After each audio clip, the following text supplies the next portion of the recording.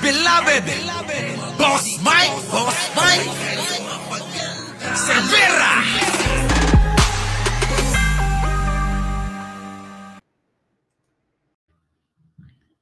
Magandang umaga, magandang hapon at magandang gabi sa mandako ng mundo naroon kayo. Siyempre, magandang buhay na rin para sa ating lahat.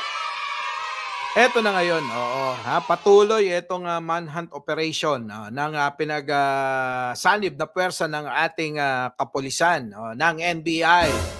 Eto na mga kababayan, etong si General Bantag. Etong mga kaalyado ni dating Pangulong Duterte na dapat etong si Duterte, sinasabihan itong si General Bantag na sumunod sa proseso ng batas natin. 'Di ba? Kung ano yung proseso ng batas natin ay dapat nilang sinusunod na sinasabi niya, i-apply niya, ipa-apply niya sa mga kaalyado niya, sa mga kasama niya. Sa bagay, siya mukhang hindi na rin susunod puro salita na lang ang maririnig natin na susunod. I will kill you. Sa batas. Yun ang sinasabi niya. Yung bang parang nagpapaawa na lang lagi itong si si Duterte. Gusto nyo, magpapakulong na lang ako. Ganyan wala na hong bumibili. Hindi na binibili ng masa, hindi na binibili ng maraming Pilipino yung mga ganong drama ni Duterte. Na, pakulong nyo na lang ako. Pakulong. Tapos yung kanyang itsura ngayon talagang parang tatlong bulati na lang yung paperma goodbye na. Ngayon, eto naman si balik tayo kay General Bantag na general ka pa naman, naging Bucor chief ka pa naman. Tapos ngayon, ayaw mong sumunod sa pinaiiral na na batas natin sa Pilipinas. Nagtatago ka.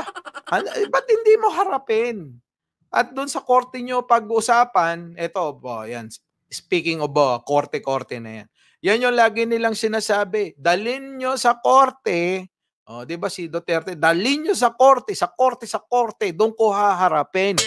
Doon ako haharap. Pero hindi naman humaharap. Pare-pareha sila na hindi humaharap. Ayaw nilang harapin at litisin ng patas yung yung kanilang mga kaso na inaakusa sa kanila. Kayo na humusga. Bakit nila kung talagang sila totoo, kung talagang sila walang mga kasalanan, ano kinakatakot nila? 'Di ba? Ano kinakatakot nila? Di na lang nila harapin. Minsan, alam nyo, mas dapat pa yatang kabiliban nitong si si Dilima. Biruin nyo, si Dilima, hinarap niya yung kaso niya. Nagpakulong ng halos 7 taon. Pinaglaban niya yung kanyang karapatan. Dahil alam niya sa sarili niya, siguro, na wala siyang kasalanan. Na moro-moro lang yung kanilang mga binintang, yung mga tinanim na kaso laban sa kanya. Kaya yung prinsipyo niya na alam niya sa sarili niya na wala siyang kasalanan, pinaglaban niya. Nagpakulong yung ali.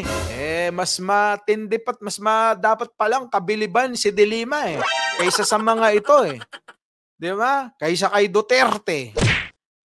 Takot na humarap sa korte. Ito namang si Bantag na kaalyado rin ni Duterte, nagtatago, ayaw ding harapin yung mga patong-patong na kaso na inaakusa sa kanya. Ano ba namang klaseng ito? Baka sa susunod si Bato magtago na rin yan. 'Di ba? Wag kang mag-alala, Senator Bato, dahil sasamahan ka naman ni Binoy, 'di ba? Sasamahan ka ni Robin daw. Walang yan ng mga politiko to talaga. Sige, pakinggan na nga natin to. Ano ba sabi? Pasok! Bigong matagpuan ng mga tauhan ng NBI si dating Bucor Chief Gerald Bantag sa pinaniniwalaang bahay nito sa Baguio City.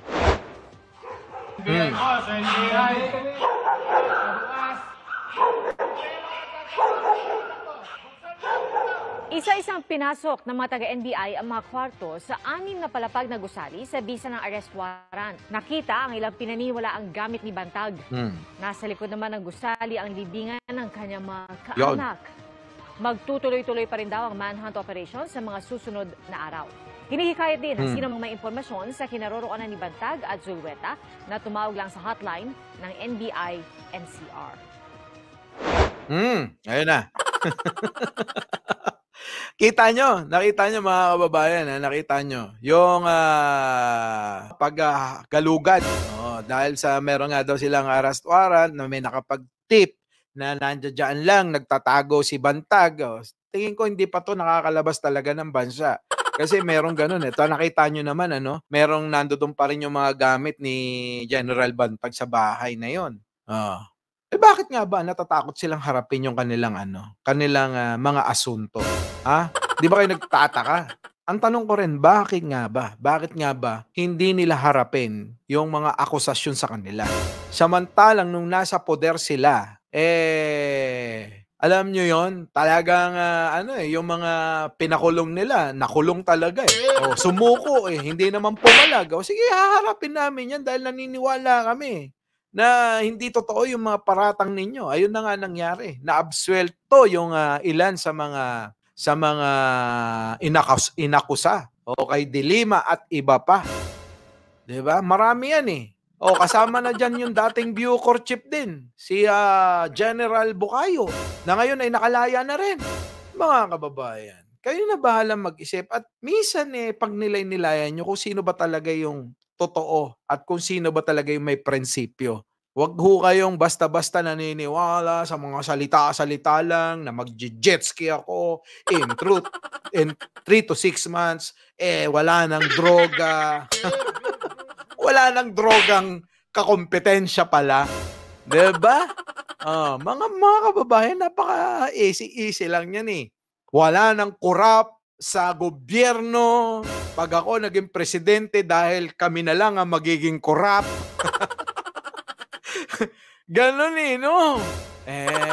Kita nyo naman yung confidential fund ng Davao pa lang yan Talaga namang malulula ka sa numero. Diba? 460 million kada taon. Kung yun bibigay natin sa mga kababayan nating mga nangangailangan, sa mga tao na naghihirap dyan sa kalye, walang bahay, malaking tulong yun. Diba? Wala sana yung mga Pilipino o sa Davao kung gusto nyo talagang mapaganda.